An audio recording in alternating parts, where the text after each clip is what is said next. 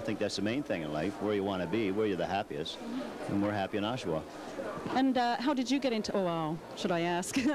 Is this the way, it's how you got into it through your husband? Oh yeah, well it kind of grows on you if it's in the family, you know. Do you compete against anybody else? No, I don't. So it's just for fun? Yeah. And you picked up a few tips from your brother-in-law? Well, tried to.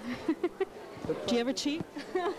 Well, I can't play it that well to cheat, you know, but I try my best. I'm just wondering, originally, where did all billiards, that's the other thing. What's the difference between... Billiards is on 5 feet by 10 tables, and it's no pockets. No pockets? 2 white balls and a red ball. Yeah. You shoot one ball, one of the white ball, the red ball into another ball, and you have to go 3 rails, 3 cushions, and then come back on it. And that's what they call billiards. And they play the games like 50 points, something like that. And Ray Kuesman is the world's champion. He's from Belgium. Oh. But it's an international game, and it's very popular in South America and Mexico and the United States. But this is the game. See, pool is like a baseball game with a home run. Yeah. Whereas snooker, to me, is a baseball game without no home run. I mean, when that ball goes in the pocket, pool gives. It's automatically an audience participation, a spectator participation, but also it's a tremendous high that you get in competing. Yeah. Like I'm playing here, and you know, I'm trying to introduce people to the game. The more people that come to the pool table, the more people are getting playing it. It makes the market easier here. And we're interested in introducing a line of pool tables like this. In fact, we have a new line of Superstroke cues that have just come out here that they just brought down, which I'm really excited about. And the prices are very competitive. The cues I have in the States start around $150 up. You can find a real good 2-piece cue here for $30. Here, let me show you here. Is this one here? Did you sell those Superstroke cues? Are they here? Do you have one? Okay. Yeah, do you have one of those here? But this is the cue here. So what's the difference between the cues then? Well, it's a different wood here. Now, a cue is a very important thing, like any sport. This has a ferrule. Most ferrules are made of Delron plastic, and then it has the leather tips, which come from Belgium, Germany. It has Canadian maple. Most cues are made, the shaft part is Canadian maple here.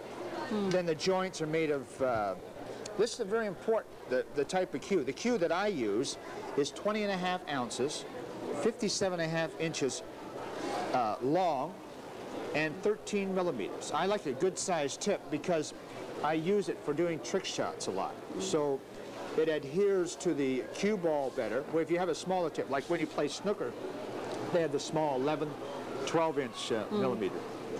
And that's it. It doesn't have to be a fancy cue. I have other cues. This is not a fancy cue, but this hits like a 1-piece cue. You just feel the weight of that. And when you hit a ball with that, it's just, like if I hit a ball like this.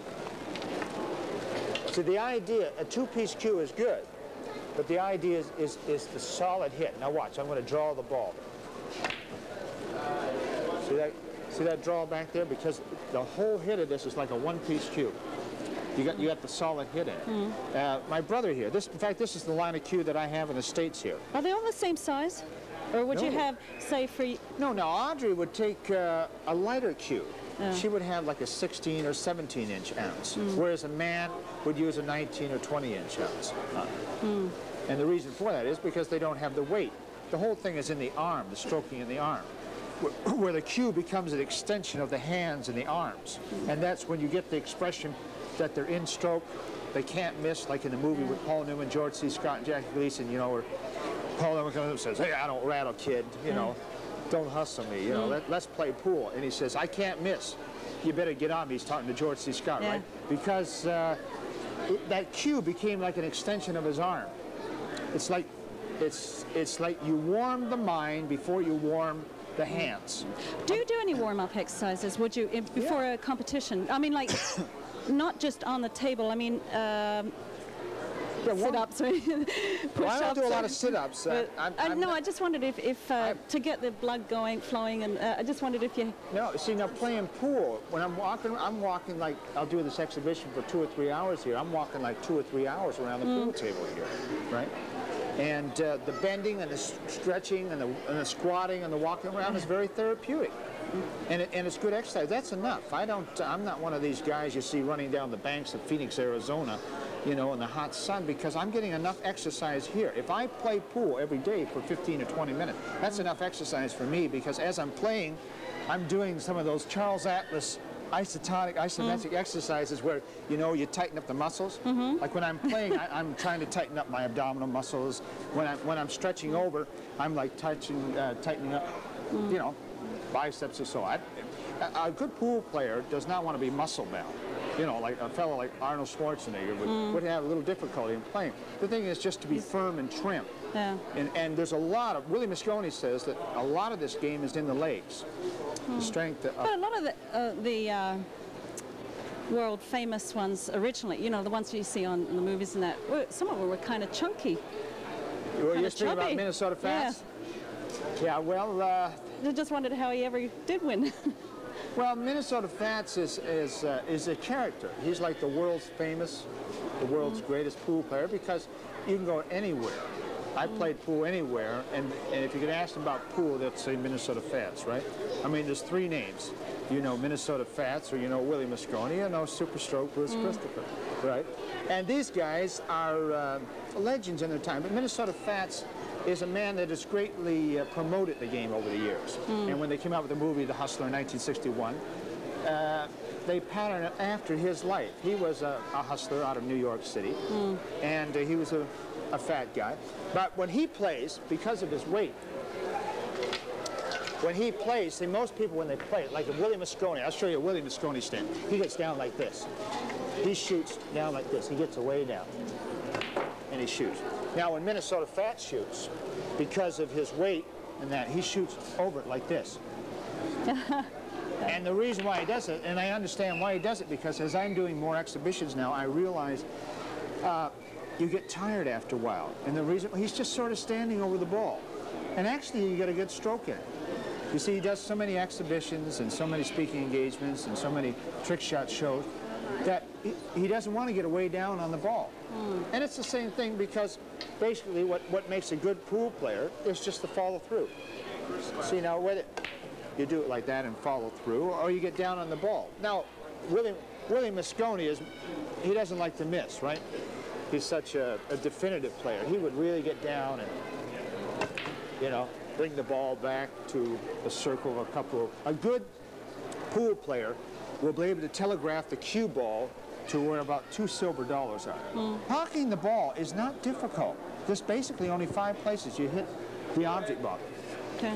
Yeah, there's basically only 5 places where you hit the object ball here. If you hit it in the middle, it's full ball, 3/4 ball, half ball is the edge. So if I'm teaching someone how to play pool, a student, I say, hit the ball half ball. He knows, no, right away, he's going to aim for the half ball.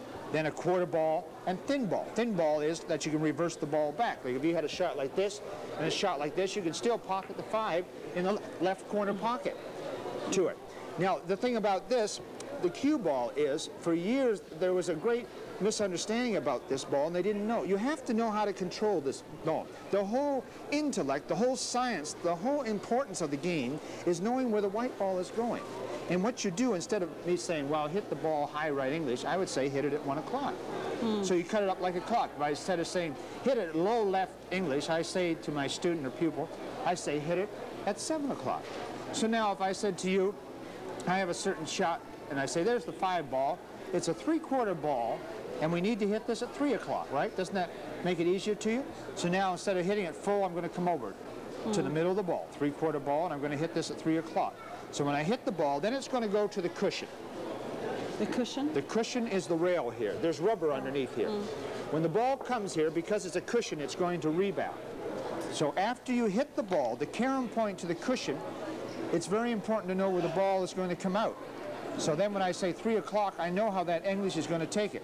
Now the final and basic thing is that there are 3 basic strokes. You have a soft stroke, a medium stroke, and then you have a hard stroke, but they don't call it a hard stroke because there's no such thing as a hard stroke in pool. Pool is soft, so they call it follow through. So now what I'll do is I'll hit the 5 ball, 3/4 ball at 3 o'clock, and I'm going to hit it a soft stroke. So when you